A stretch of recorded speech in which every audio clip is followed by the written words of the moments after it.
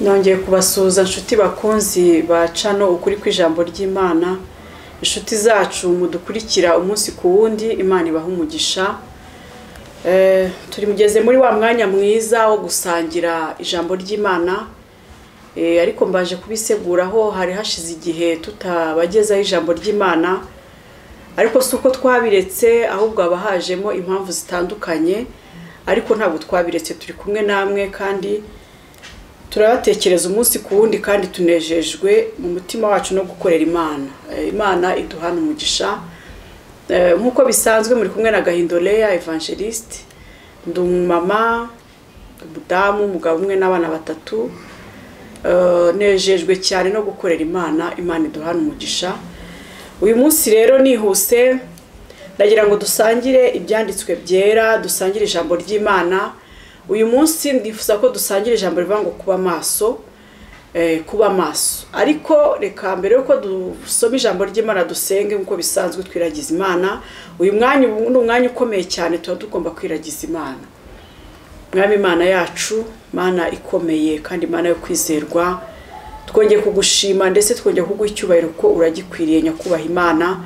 Tugushimiye umwanya mwiza wongeye kutugirira ubuntu bwo kugira ngo tube imbere yawe tuvuga ijambo ryawe. Yesu, ndakwinginze ngo uzubane natwe, Imana Data, Umwana n'Umwuka Wera, udushoboze ari abumva kumva, ari abatambutse ijambo kuritambutsa, ndetse twese dukeneye kuryumva, dukeneye no kurimenya kugira ngo ridufashe. Ijambo ryawe ni inkota kandi ngo rirusha ubugi inkota zose. Nyemerera rero ritubere intwaro mu gihe gisa nk'iki. Ijambo ryawe turitunge ritubere ubuzima, riduhindukirira ubuzima. Unyemerere Nyiringabo Imana, ijambo ryawe uzaryumva wese rizagira icyo rimumarira, rizagira icyo rimukoramo mu buzima bwiwe mu izina rya Yesu. Uwari usinziriye rizamukangure, uwari ucitse intege rizamwongerera imbaraga. Uherekeze ijambo ryawe kuko nkuko bisanzwe binyuma y'ijambo ryawe nyakubaha Imana. Nanjye ugiye kuritambutsa unshoboze ubwenge, ubumenyi n'ubuhanga byawe utanga bibe muri njyewe mu izina rya Yesu. Umuyoboro w'Umwuka Wera w'Imana ube muri njye kugira ngo ushobozwe nawe gutambutsa ijambo ryawe. Urakoze Data mwiza, turagushimiye kuri Imana mva gusenga mu izina rya Yesu. Amen. Imana ishimwe. Tugiye kuganira rero ijambo ry'Imana rivuga ngo kuba maso. Reka nihuse kubw'umwanya dusome ibyanditswe byera. Matayo, igitabo cya Matayo ibice 25, turahera ku murongo wa mbere. Umutwe w'amagambo uravuga ngo umugani w'abakobwa 10. Umurongo wa mbere uravuga ngo icyo gihe ubwami bwo mu ijuru buzagereranywa n'abakobwa 10 bazanye amatabaza yabo bajya gusanganira umukwe. Ariko muri abo 10, 5 bari abapfu, abandi 5 bari abanyabwenge. Abapfu bajyanye amatabaza yabo ntibajyana amavuta, ariko abanyabwenge bo bajyana amavuta mu mperezo zabo hamwe n'amatabaza yabo. Umukwe atinze bose barahunikira barasinzira, ariko nijoro mu gicuku habaho urusaku ngo umukwe araje, nimusohoke musanganire. Maze babakobwa bose barahaguruka baboneza amatabaza yabo. Abapfu babwira abanyabwenge bati muduhe ku mavuta yanyu kuko amatabaza yacu azima. Ariko abanyabwenge barabahakanira bati oya,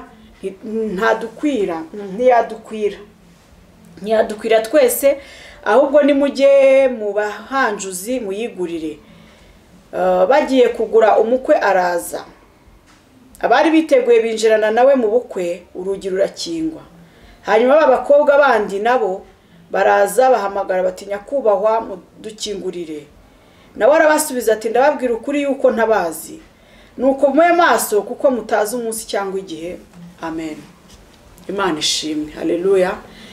Iki cyanditswe kiratubwira ni umugani ariko uvuga ugereranywa n'iki gihe turimo. Ngiye navuga ngo ni iki gihe. Bibiliya ivuga ngo ni icyo gihe, ariko ngiye reka ngire ngo ni iki gihe.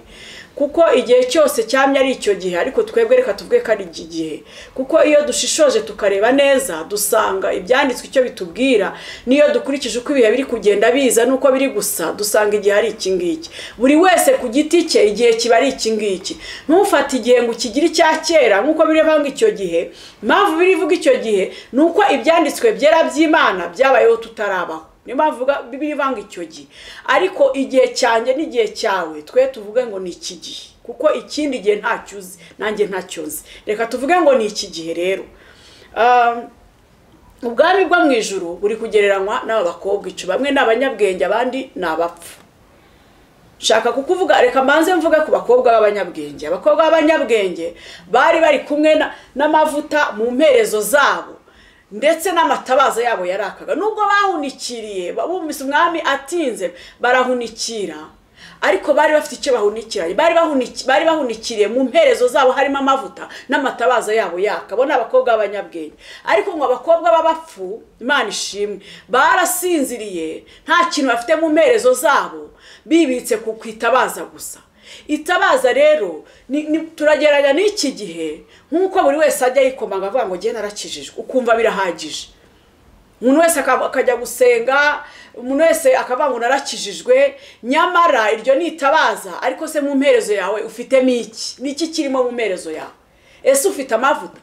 Iyo tuvuze amavuta mu gihe gisa n'iki, muri iki gihe abantu bashaka kugira ngo wenda ni kwa kundi avuga butumwa turanguranye, numva bava ngo umukozi Imana ngafite amavuta. Noneho umuntu agashobora kuba yagira ngo kugira amavuta ni kwa kuvuga cyane, kumwe bavuga butumwa tuvuga cyane tudondobekanya amagambo, nabyo ntabwo ari bibi kuwubishoboye, buri wese afite uko yahamagawe. Ariko ntabwo ari yo mavuta. Amavuta y'umukristo ni ndashaka gusobanura amavuta y'umukristo ni iki. Ese indangagaciro z'umukristo zirakurangwaho? Ayo niyo mavuta ya mbere. Urera imbuto z'umukristo, urera imbuto z'abihani, ayo ni amavuta ya mbere. Ese gusenga kwawe kurangana iki? Ese gutindana n'Imana kwawe birangana gute? Ese twabigereranya gute? Umva, isuzume muri iki gihe turimo, urebe niba uri mu bakobwa 10 b'abanyabwenge nk'uko uyu mugani uvuga. Urebe niba uri mu bakobwa 5 b'abanyabwenge cyangwa se 5 b'abapfu. Wowe niwe uri buze kumenya ahantu uri, nanjye ni njyewe ndi buze kumenya ahantu ndi. Ariko nimara kumenya ko ushobora kuba ndi muri ba 5 b'abapfu, ndagira nkubwire ngo ube maso. Imana ishimwe. Ushobora kuba itabaza urifite nk'uko wakiriye Yesu nk'umwami n'umucunguzi, ariko se nyuma yo kumwakira bimeze gute? Ese mu mperezo yawe harimo amavuta? Ese ufite icyakuramira umwami Yesu aje? Ese agutungwe? Aba bakobwa bajya guhunikira ngo basinzire, ntabwo bari bazi ko umwami umukwe ari buzi iryo joro. Ntabwo bari babizi. Iyo baza kubimenya nta n'umwe warasinziriye. Nkuko natwe akakanya ntawuzi umunsi n'igihe Kristo azazira. Hako njye numva ari n'abakristo bakibishidikanya ariko koko azaza kandi yitwa ko ari umukristo. Umva nkubwire, ibyanditswe byera n'ukuri umwami Yesu azaza. Ariko igitangaje ntabwo tuzi umunsi n'igihe. Niyo mpamvu n'ijambo rivuga ngo nuko mube maso kuko mutazi umunsi n'igihe. Ntabwo tuzi umunsi n'igihe, turasabwa kuba maso.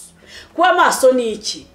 Nukurinda icyo wahawe, nuguhora ku birenge by'Imana. Niwemere ko itabaza ryawe rizima, niwemere ko rizima. Umwanzi yahagurukiye kuzimya abera b'Imana, ariko muri abo ntiwemere kuzima. Iki si igihe cyo kuzima, ahubwo iki ni igihe cyo kuba maso. Ni igihe cyo kugira ngo amatabaza yacu yake, ni igihe cyo kugira ngo mu mperezo zacu habemo amavuta. Duhamye Kristo. Yaravuze ngo nimumamiriza imbere y'abana b'abantu, nanjye nzabahamiriza imbere ya Data. Iki ni igihe cyo kugira ngo urinde icyo wahawe. Ayo niyo mavuta. Wite ku cy'Imana yashyize muri wowe, ayo niyo mavuta. Gusenga kwawe guhore itabaza ryawe, umuriro w'Imana uhore waka muri wowe. Ugire gusenga, ugire gutindana n'Imana. Iyo utindanye n'Imana umenya amabanga, umenya ubwiru bw'Imana, umenya ibiri ku birenge, umenya ibiri ku mutima w'Imana, iyo ubaye ku birenge by'Imana. Yesu ashimwe mwene Data. Ndagira ngo nkubwire ngo ba maso kandi ukanguke. Tinda ku birenge by'Imana, umenya amabanga, umenya ubwiru bw'Imana. Ayo niyo mavuta.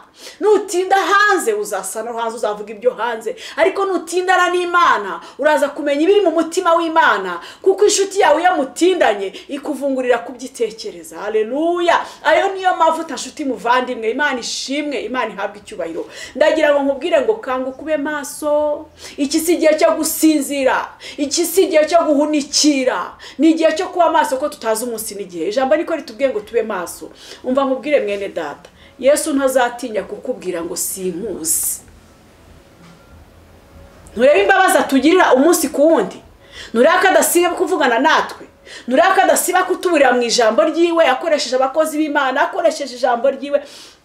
nta kintu iri jambo ritatubwiye, ntacyo yadusigarije inyuma. Ubundi iri jambo bitubereye byiza, tugiriwe umugisha n'Imana, iri jambo ryaduhindukirira ubuzima, kuko ahangaha habitsemo ubuzima bw'umuntu wese kandi bwiza. Aramutse ashatse kuba muri iri jambo, uramutse ushatse kugendera muri iri jambo, wabaho ubuzima kandi bwiza.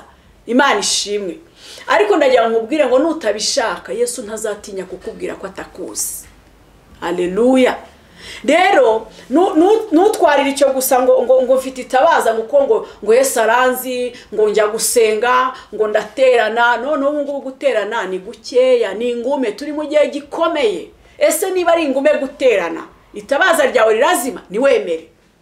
Ahubwo iki ni cyo gihe, niba insengero zimwe na zimwe zitarafunguka, wenda waho uteranira niba arafungura ko ni ku murongo bitewe n'icyorezo cyaje cya COVID-19. Ariko noneho kuba icyorezo cyaraje ntibisobanuye ko wamenye Yesu uzima. Imana itugirire neza. Ntibisobanuye kuzima, ahubwo iki ni cyo gihe kugira ngo cyagiye wateranaga, icyo wize, icyo wumvise, icyo wigishijwe, icyo nawe ubwawe wamenye, kugira ngo cyake kimurikira abandi. Haleluya. Iki ni cyo gihe cyo kugira ngo ube umumaro. Iki ni cyo gihe cyo kugira ngo Imana igaragare muri wowe. Iki ni cyo gihe cyo kugira ngo itabaza ryawe ryake. Iki ni cyo gihe cyo kugira ngo mu mperezo yawe habemo amavuta.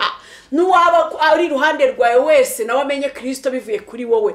Ese niba mu mperezo yawe nta kintu kirimo, niba itabaza ryawe ritaka, uwo muri kumwe uzamumarira iki? Ese Kristo wamenye azaba amaze iki? Aho ntushaka kuzaba muri ba bandi Yesu azabwira ngo simpuzi, ntago azabitinya. Ubyange ubyemere, mbyange mbyemere, ntabwo azatinya kubwira ko ntakuzi, kuko ntako atagize. Ubu Kristo aracyari mu gihe cyo kuvugana natwe. Kristo aracyari mu gihe cyo kutwinginga. Kristo aracyari mu gihe cyo kutuburira. Amaboko yaracyateze imbabazi. Ariko hazagera igihe abwira abantu ngo sinkuzi, sinigeze nanakumenya, bitewe nanjye nawe. Ariko nitwumva tukumvira icyo ijambo rivuga, tuzaba muri babandi bamusanganiye. Imana ishimwe cyane. Ndagira ngo nkubwire ngo nshuti yanjye, ube maso, kuko nago tuzi umunsi n'igihe. Wisinzira, wikwitwaza ibihe, kuko ibihe twarabibwiwe. Bibiliya yatubwiye ibihe kuva hakiri kare, yarabitubwiye. None ko turi kubibona bidusanga, siko turi kubyisangamo. Twitwaza ibihe cyangwa dukomere mu bihe. Twitwaza ibihe cyangwa Yesu agaragare mu bihe. Ahubwo iki ni cyo gihe cyo kumugaragaza. Iki ni cyo gihe cyo kuvuga ngo cya gihe icyo nahawe, icyo Imana yashyizemo, ubu ni cyo gihe cyo kugaragara. Umva ntucogore, ntusinzira, ahubwo ba maso ukanguka. Imana iduhana umugisha. Tuba dufite umwanya mutoya, ariko icyangombwa si umwanya, si amasaha menshi cyangwa iminota myinshi. Icyangombwa ni ukugira ngo nguhereze icyo ukwiye kumva, nanjye kandi sigarane icyo mwiye gusigarana. Imana itugirire neza. Reka dusenge Imana. Mwami Imana yacu, Mana igira neza, ndagushimiye kubw'ijambo ryawe ryiza. Reka ijambo ryawe ari njye uritambukije rimpindukirira ubuzima, ari nuzaryumva wese rimubera ubuzima. Wari ucitse intege rimusubizemo imbaraga, wari usubiye inyuma mu Egiputa ryongere kumugarura. Reka ijambo ryawe rikora imirimo n'ibitangaza muri twebwe, kandi ijambo ryawe uzarigeze kuwo rikwiye kugeraho wese, mu izina rya Yesu Kristo. Komeza kuturinda no kutugirira neza, kandi nsaba umugisha umuntu wese uzumvira ijambo. Nanjye ukomeze kungirira neza. Urakoze Nyakubaha Imana, mu izina rya Yesu. Amen. Shalom, shalom.